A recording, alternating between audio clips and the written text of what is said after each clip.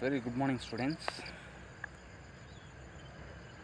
Last class, we have to discuss about the project planning. That is the introduction of project planning, and then uh, what are the things to be planned in certain areas, in certain aspects. So generally, మనం ఏదైనా before we can start anything we have to be plan. So మనం ఏం చేస్తామంటే ఏదైనా ఒక work చేసే ముందు ఏదైనా ఒక స్టార్ట్ చేసే ముందు మనం ఏం చేస్తామంటే ప్లాన్ చేసుకుంటాం. So planning is the thinking of process. So how can be start, how can be implementation, ఎలా చేయాలి, ఏ విధంగా చేయాలి అనేది మనం ప్లాన్ చేసుకుంటాం. సో సర్టన్ ఏరియాస్ ఏంటంటే మనకి there are six types of plannings are there. ఏంటంటే ఆ థింగ్స్ అనేది స్కోప్ ప్లానింగ్ అని, షెడ్యూల్ ప్లానింగ్ అని, నెక్స్ట్ అదేవిధంగా resources planning, risk planning, and also communication planning, quality planning, and procurement planning. The last one is financial planning, and finally acceptancy planning. So ఈ విధంగా మనకి certain areas, certain ఆస్పెక్ట్స్లో మనం depending on the nature, depending on the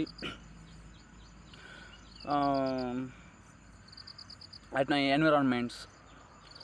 so దాని ద్వారా మనం ఏ విధంగా ప్రణాళికలు రచించుకోవాలనేది ఒకసారి మనం రెఫర్ చేస్తాం. So planning premises same. ఇక్కడ ఏంటంటే థింగ్స్ టు బి ప్లాన్డ్ అన్న, ప్లానింగ్ ప్రిమిసెస్ అన్న, both are same. Planning premises refers to what all is to be plan. So ఏం ప్లాన్ చేయాలి, ఎలా అనేది మనకి planning premises means areas, surroundings. The following are details of things to be planned. So first of all, let us discuss about the scope planning. Scope అంటే మనకు తెలుసు, పరిధి అంటారు తెలుగులో. సో పరిధి అనేది మనకి it indicates the what extent of areas belongs to project. అంటే for example will take best example వచ్చి బిజినెస్ తీసుకోండి. బిజినెస్ని మనం ప్లాన్ చేసుకున్నప్పుడు, బిజినెస్ని మనం చూస్ చేసుకున్నప్పుడు, సో దానికి సంబంధించినటువంటి ఏరియా, సో లైక్ మార్కెటింగ్ కావచ్చు, అదేవిధంగా ఆబ్జెక్టివ్స్లో కావచ్చు, రిక్వైర్మెంట్స్లో కావచ్చు, రిసోర్సెస్లో కావచ్చు, దానికి సంబంధించినటువంటి వాటిని ఎంతవరకు దాని యొక్క పరిధి అనేది ఎక్స్ట్రాక్ట్ అయి ఉంది, ఎంతవరకు దాని పరిధి విస్తరించి ఉంది అనేది మనం డీటెయిల్డ్గా మనం దానిపైన to study the area. So దాన్ని స్టడీ చేయాలి. సో దాన్ని ఏమంటారు అంటే స్కోప్ అంటారు. ఇక్కడ in terms of project point of వ్యూలో the scope planning is scope refers to the sum of products or services to be provided by a project, and scope planning refers to the process of progressively elaborating work of the project. So ఇక్కడ ఏంటంటే scope refers to the sum of products or services to be provided by a project. అంటే ఇక్కడ మనకి ఏదైనా ఒక business కావచ్చు, లేకపోతే industry కావచ్చు, లేకపోతే ట్రేడ్ ఏదైనా కావచ్చు. సో మనం దాని ద్వారా వస్తువులు కానీ లేకపోతే సేవలు కానీ ప్రొవైడ్ చేయడానికి, ఎవరికి ప్రొవైడ్ చేస్తాం? For the public. So public అంటే ఇక్కడ లైక్ కస్టమర్స్. సో కన్జ్యూమర్స్కి మన యొక్క ఈ యొక్క బిజినెస్ ద్వారా ఎటువంటి ప్రోడక్ట్స్ కానీ, ఎటువంటి సేవలు కానీ అనేది మనం ఏ విధంగా ప్రొవైడ్ చేయొచ్చు అనేది మనకి ఇక్కడ scope. And also scope planning refers to the process of progressively elaborating work of the project. అంటే ఇక్కడ స్కోప్ అంటే ఏంటంటే మనకి ఇక్కడ స్కోప్ ప్లానింగ్ ఏంటంటే ఎలాబరేట్గా, సో ఇన్ డీటెయిల్డ్ మేనర్లో, in detailed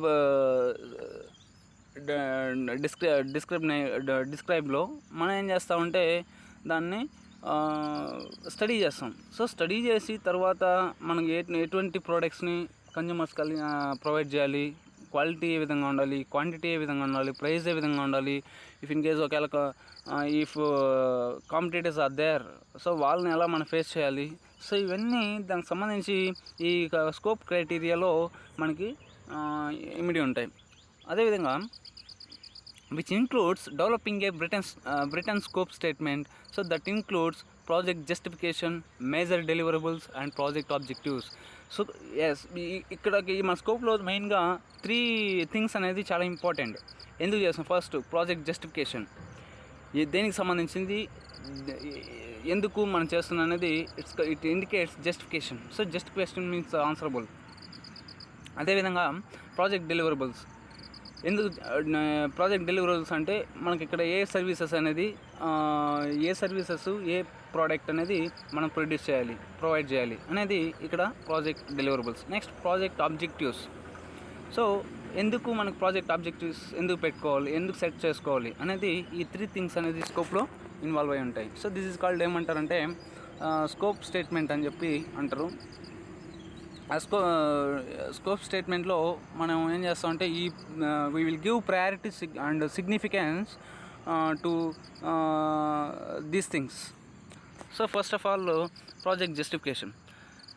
so project justification అంటే రీజన్ ఫర్ ది ప్రాజెక్ట్, ఎందుకు మనం ఆ బిజినెస్ టేకప్ చేయాలి, ఎందుకు ఆ ప్రాజెక్ట్ మనం స్టార్ట్ చేయాలి. ఇప్పుడు సపోజ్ లైక్ బిజినెస్ తీసుకోండి, బిజినెస్ కానీ లేకపోతే ఏదైనా కన్స్ట్రక్షన్ ఆఫ్ బిల్డింగ్స్ కానీ, డ్యామ్స్ కానీ, ఏదైనా what ever which ever work which ever project.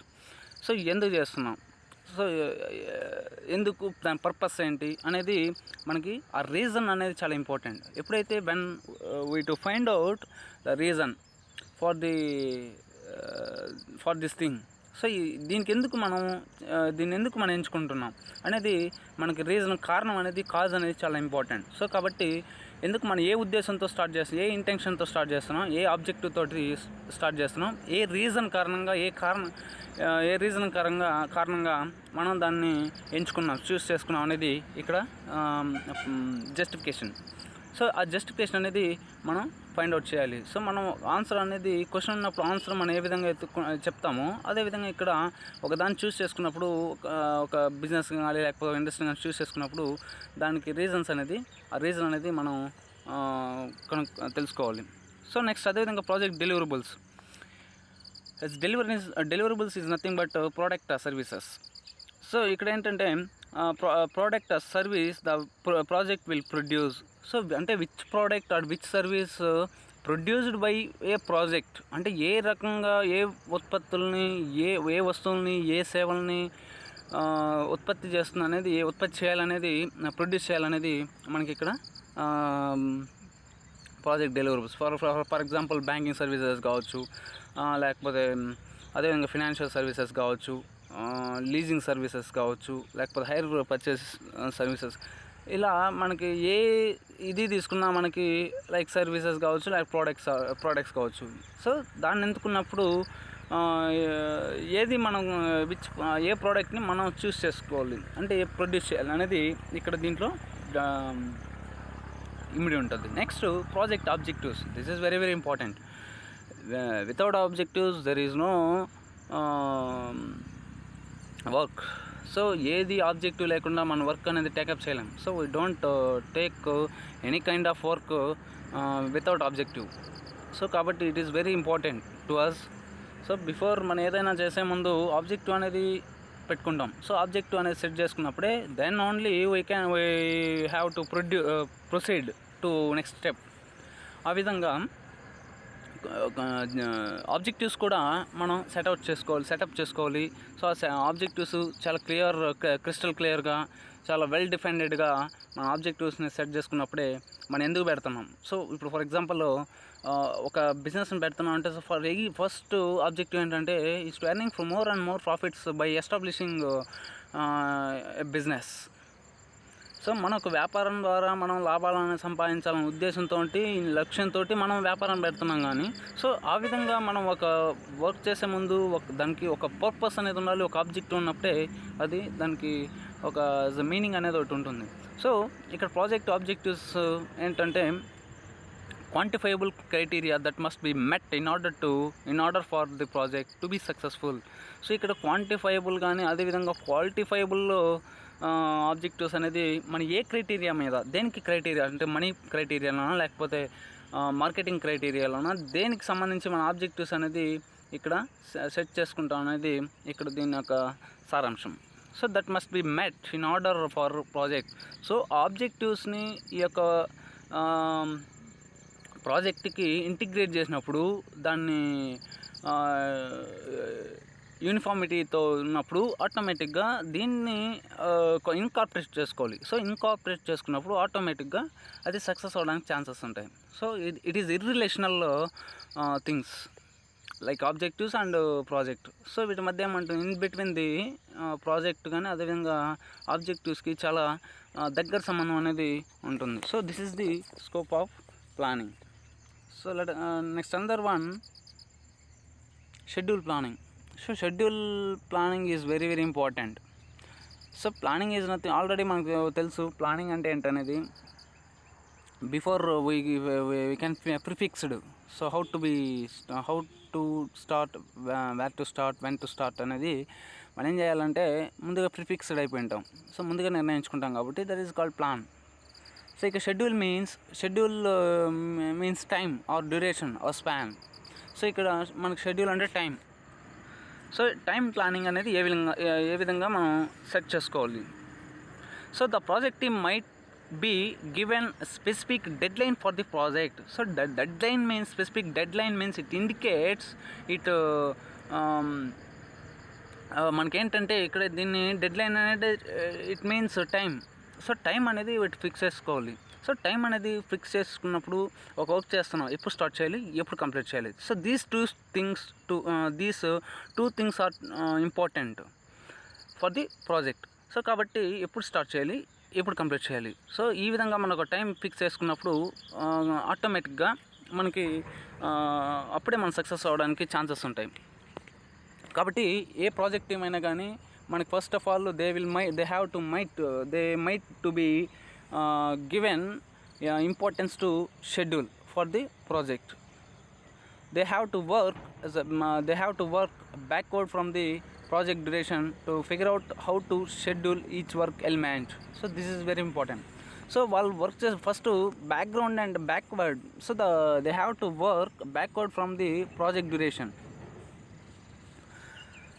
So ఏదైనా కానీ ఇక్కడ ప్రాజెక్ట్ టైం అనేది మనం ఒకటి టైం ఫ్యాక్టర్ని మనం డిసైడ్ చేసుకున్నప్పుడు దానికి స్టార్ట్ చేసినటువంటి స్టార్టింగ్ ప్రాసెస్ నుంచి అప్ టు ఎండింగ్ థింగ్ వరకు మనం ఈచ్ ఎలిమెంట్కి, ఈచ్ టాస్క్కి, ఈచ్ వర్క్కి పెర్ఫామ్ చేయడానికి మనం టైం అనేది అలొకేట్ చేసుకోవాలి. సో టైం డిసైడ్ చేయాలి and then to allocate the time to element of work or to perform of the works, to perform of the operations.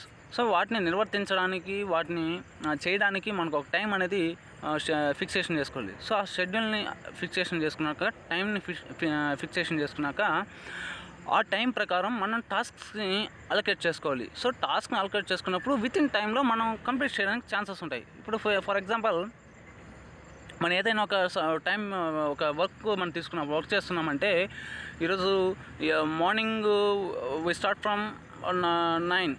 So మనం work ఏం చేస్తామంటే 9 స్టార్ట్ చేస్తాం, అప్ టు ఎండింగ్ 5 వరకు లేకపోతే 6 వరకు అనేది ఆ వర్క్ పెట్టుకున్నప్పుడు కంప్లీట్ చేయాలని మనం టైం డిసైడ్ చేసుకుంటాం. సో ఒక షెడ్యూల్ ఫిక్సేషన్ చేసుకున్నాక దాని ప్రకారమే మనం మూవ్ ఆన్ అవ్వడానికి ఛాన్సెస్ ఉంటాయి. So same that has applicable in to project.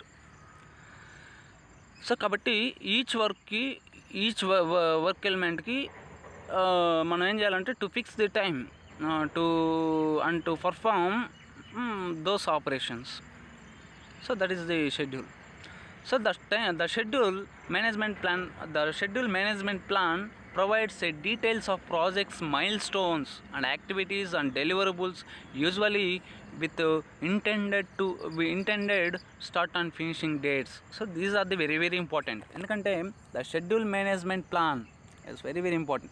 ఎందుకంటే షెడ్యూల్ మేనేజ్మెంట్ ప్లాన్లో మనం 2 థింగ్స్ ఉంటాయి. ఒకటి starting date and finishing date. So ఈ రెండు ఒకటి. Next to decide the time to elements of works. So వర్క్స్ని అంటే దాంట్లో ఉన్నటువంటి ఆపరేషన్స్ కానీ యాక్టివిటీస్ కానీ మనం పెర్ఫామ్ చేయాలంటే దానికి టైం అనేది డిసైడ్ చేసుకోవాలి. సో టైం డిసైడ్ చేసుకున్నాక దాన్ని అలొకేట్ చేసుకొని డివైడ్ చేసుకొని సెగ్మెంట్ చేసుకొని అప్పుడు మనం ఏం చేస్తాం అంటే వర్క్ని పెర్ఫామ్ చేస్తాం. సో ఆ విధంగా మనం ఇక్కడ ఈ యొక్క షెడ్యూల్ మేనేజ్మెంట్ ప్లాన్లో సో డీటెయిల్స్ ఎంటైర్ డీటెయిల్స్ సంబంధించి దానికి మీకు 3 యాక్టివిటీస్ ఉంటాయి. ఒకటి mile stones, activities and deliverables. So usually with intended to start and finish dates. So అది మనకి important. Okay, schedule plans involves 2 things: duration of each work element and how change in duration of one element May affect others. So ఇక్కడ ఏంటంటే schedule ప్లానింగ్లో మన 2 things ఉంటాయి. ఏంటంటే అవి duration of each work element and how the change in duration of one element May affect others. ఒకవేళ some times ఏం చేస్తామంటే time factor and work factor. So ఈ టైం ఫ్యాక్టర్ వచ్చి వర్క్ ఫ్యాక్టర్కి అఫెక్ట్ కాకుండా మనం సమ్ టైమ్స్ చాలా జరుగుతుంటాయి. మనం ఎందుకంటే ఈ టైంలో ఈ వర్క్ చేయాలని మన టైం షెడ్యూల్ వేసుకున్నప్పుడు సమ్ టైమ్స్ ఏమవుతాయంటే అక్కడ కొన్ని ల్యాగ్స్ అనేది గ్యాప్సెస్ అనేది రావడం వల్ల వేరియన్సెస్ అనేది ఉంటాయి. సో డిలే ఆఫ్ టైం అవడం కానీ లేకపోతే వేస్ట్ ఆఫ్ టైం అవడం కానీ ఏదో జరుగుతుంది. సో అలా మనం ఏం చేయాలంటే ఆ వేస్ట్ ఆఫ్ టైంని ఎక్కడ కానీ జరగకుండా ఆ మనకి టైంకి మనం ఏం చేయాలంటే వర్క్ అనేది స్పీడీగా ఉండాలి, స్మూత్ ఫంక్షనింగ్ అనేది జరుగుతుండాలి. సో అప్పుడే మనకి ఎటువంటి ఎఫెక్ట్స్ కానీ ఇంపాక్ట్స్ కానీ అక్కడ ఉండడానికి ఛాన్సెస్ ఉంటాయి. సో ఇక్కడ ఏంటంటే మనకి 3 ఉన్నాయి ఈ షెడ్యూల్ ప్లానింగ్లో. ఏంటంటే నెట్వర్క్ డయాగ్రామ్స్ అని, గాంట్ చార్ట్స్ అని, మైల్ స్టోన్స్ చార్ట్స్ అని. సో ఇక్కడ నెట్వర్క్ డయాగ్రామ్స్ అంటే మనకి functional areas. So functional areas to ఏరియాకి ఫ్రమ్ ఏరియా టు ఏరియాకి ఏ విధంగా నెట్వర్క్ అనేది ఉండాలి, లైక్ కమ్యూనికేషన్. సో ఇక్కడ ఏంటంటే వర్క్ విషయంలో ఎక్కడా కానీ ఆ గ్యాప్సెస్ రాకుండా, క్లాషెస్ రాకుండా మనం వాటిని మనం ఏం చేయాలంటే సాల్వ్ చేయాలంటే ఈ యొక్క నెట్వర్క్ చార్ట్స్ అనేది చాలా ఇంపార్టెంట్, నెట్వర్క్ డయాగ్రామ్స్. సో ఎందుకంటే ఒక చోట పెర్ఫామ్ జరుగుతున్నప్పుడు నెక్స్ట్ ప్రాసెస్. సో ఈ విధంగా ఇంటర్నల్ ఫంక్షనల్ ఏరియాస్ ఉంటాయి కాబట్టి ఇంటర్నల్ ఫంక్షనల్ ఏరియాస్ ఎక్కడ కానీ అఫెక్ట్ అవ్వకుండా ఉండడానికి ఈ యొక్క నెట్వర్క్ డయాగ్రామ్స్ అనేది మనకి ఉంటాయి. సో కాబట్టి it's like communication. Next Gant charts. So A Gant chart is matrix which list on vertical axis all the task to be performed. అంటే జనరల్లీ ఇక్కడ గ్యాంట్ చార్ట్స్ అంటే ఏంటంటే మనకి the Gant charts contains several activities, several operations involved in the Gant charts. So ఈ Gant చార్ట్స్లో మనకి activities అంటే project సంబంధించినటువంటి activities, కార్యకలాపాల గురించి కానీ లేకపోతే ఆపరేషన్స్ కానీ ఏ విధంగా పెర్ఫామ్ చేయాలనేది గ్యాంట్ చార్ట్ ప్రకారం మనం ఏం చేస్తామంటే డివైడ్ చేసుకొని ఆ యొక్క ఆపరేషన్స్ని డివైడ్ చేసుకొని టీమ్స్గా డివైడ్ చేసుకొని సో తరువాత మనం మూవ్ ఆన్ అవ్వడానికి ఛాన్సెస్ ఉంటాయి. Next mile stone charts. So mile stone అంటే మనకి ఇక్కడ mark some significant accomplishments. So మనం ఏదైతే ముందు మన ఒక ఆబ్జెక్టివ్ పెట్టుకున్నప్పుడు దాన్ని రీచ్ అవ్వడానికి, దాన్ని నిర్వర్తించడానికి, దాన్ని అటైన్ చేయడం కోసం మనం ఏం చేయాలంటే మైల్ స్టోన్స్ అనేది పెట్టుకోవాలి. సో మైల్ స్టోన్స్ పెట్టుకున్నప్పుడే, మైల్ స్టోన్స్ని ఫిక్స్ చేసుకున్నప్పుడే మనం వాటిని రీచ్ అవ్వాలి. సో ఫర్ ఎగ్జాంపుల్ నేను ఇయర్లో 1000 యూనిట్స్ని సేల్ చేయాలని పెట్టుకున్నప్పుడు ఆటోమేటిక్గా నా యొక్క మైల్ స్టోన్ని రీచ్ అవ్వాలంటే ఫస్ట్ నేను చేసేటువంటి ఆపరేషన్స్ అనేటివి చాలా పర్టికులర్గా ఉండాలి. సో పర్టికులర్గా వాటిని పెర్ఫామ్ చేసినప్పుడే నా మైల్ స్టోన్ని నేను రీచ్ అవ్వగలుగుతాను. సో ఇక్కడ mile stone is nothing but to set up the objectives, to set up the goals. So ఆ గోల్స్ని మనం పెట్టుకున్నప్పుడు దాన్ని రీచ్ అయినప్పుడు that is one of the mile stone. So ఒక మైల్ రాయి అంటారు.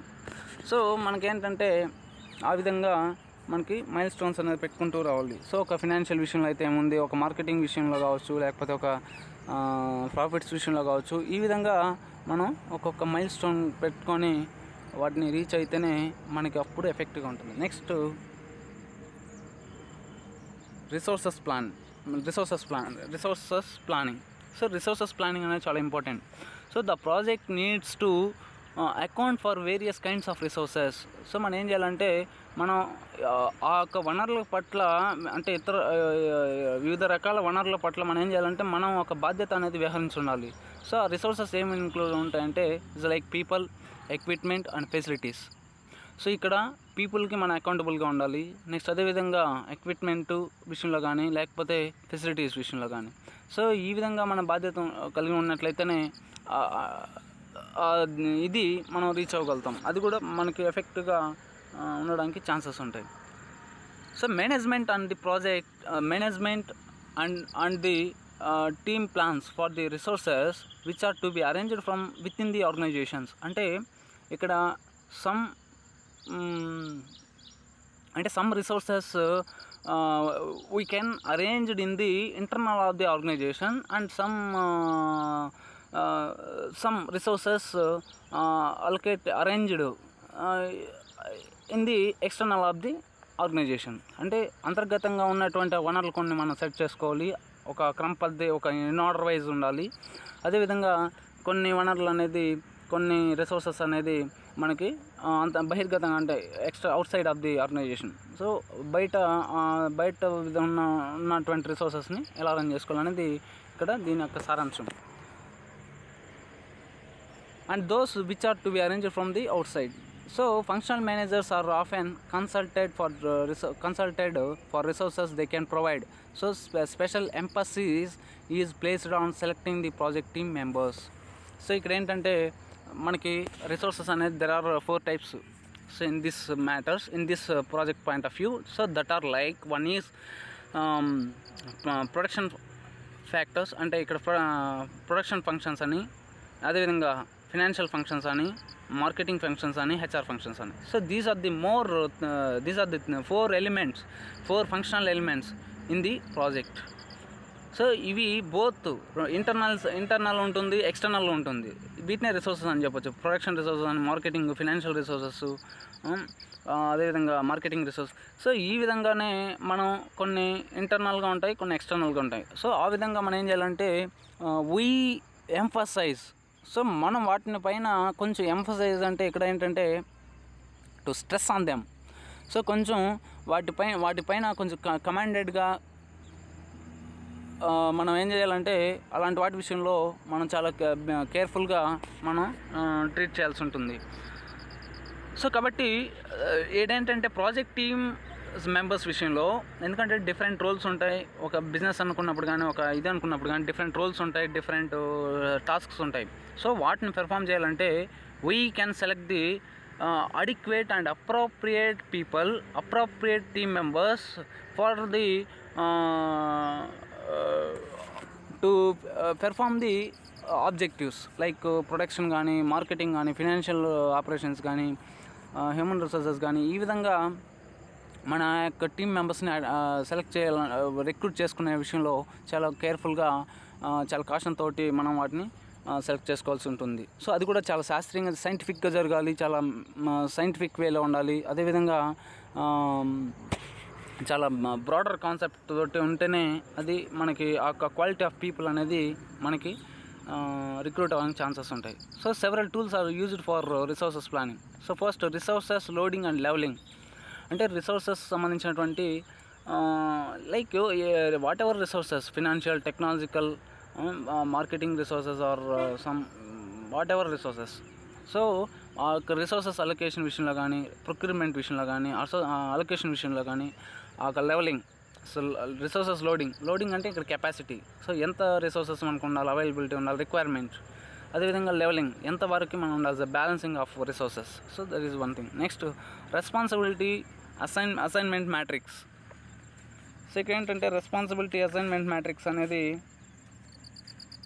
it is a structure in the which the organizational structure of the project it is related to project work. అంటే ఇక్కడ ఏంటంటే work breakdown structure. So already నేను చెప్పాను work breakdown స్ట్రక్చర్లో. So work breakdown structure సంబంధించి ఇక్కడ ఏంటంటే దీంట్లో సెవరల్ ఆపరేషన్స్ ఇన్వాల్వ్డ్, అంటే వివిధ కార్యకలాపాలు ఇమిడి ఉంటాయి. సో ఆ కార్యకలాపాలని పెర్ఫామ్ చేయడానికి మనం ఏం చేయాలంటే ఆ టాస్క్ని big task into smaller task, అంటే ఏం చేయాలంటే we can convert into big task into smaller task. అంటే పెద్ద పెద్ద కార్యకలాపాలు మనం ఏమంటే చిన్న చిన్న కార్యకలాపాలుగా విడగొట్టి అలొకేట్ చేసుకున్నట్లయితే మనకి వర్క్ అనేది చాలా స్పీడ్గా జరుగుతుంది, ఎఫెక్టివ్గా క్వాలిటీ ఆఫ్ వర్క్ అనేది మనకి ఉంటుంది. సో ఆ విధంగా మనకి వర్క్ అనేది అసైన్మెంట్ జరగాలి. వేరియస్ టాస్క్ ఏంటంటే which task assign by project manager to effective team members, అంటే ఎవరైతే ఉంటారో వాళ్ళకి అలొకేట్ చేయాలి. సో ఆ విధంగా ఉన్నప్పుడే మనకి ఈ యొక్క రెస్పాన్సిబిలిటీస్ ఎఫెక్టివ్గా ఫిల్ అవ్వడానికి పెర్ఫామ్ అవ్వడానికి ఛాన్సెస్ ఉంటాయి. So next resources spreadsheet. ఎందుకంటే ఇక్కడ రిసోర్సెస్ అనేది మనకు ఉంటాయి, చాలా ఉన్నాయి. అదే నేను ఇందాక చెప్పింది హ్యూమన్ రిసోర్సెస్ అని, మార్కెటింగ్, ఫైనాన్షియల్ రిసోర్సెస్ అని. It is list various types of resources being used and allocated resources by A time period. So normally it starts with a smaller number of resources at the beginning and then reaches at the high as project progressive. అంటే ఇక్కడ ఏంటంటే resources స్ప్రెడ్షీట్లో మనకి ఏ resources అనేది మనం list out చేసుకోవాలి. So the list contains various resources. what are the resources to be used for the project and to list out and short list them. So వాటిని మనం list out చేసుకొని వాటిని మనం short list చేసుకోవాలి, ఏవి required ఏది not required. So ఆ విధంగా మనం రిసోర్సెస్ని ఎక్కడ మొబిలైజ్ చేసుకునే విషయంలో వేస్టేజ్ కాకుండా ఉండడానికి మనకి రిసోర్సెస్ స్ప్రెడ్షీట్ అనేది మనకు లైక్ రిసోర్సెస్ వర్క్ బుక్, అంటే ఏ ప్రాజెక్ట్ సంబంధించినటువంటి ఏ రిసోర్సెస్ కావాలి, ఏ రిసోర్సెస్ అవసరం లేదు అనేది మనకి ఇక్కడ ఒక స్ప్రెడ్షీట్ విషయంలాగా ఒక వర్క్ బుక్ లాగా మనం మెయింటైన్ చేయాల్సి ఉంటుంది. So that is the resources planning. Next later we will discussed about the remaining things. Okay, thank you students.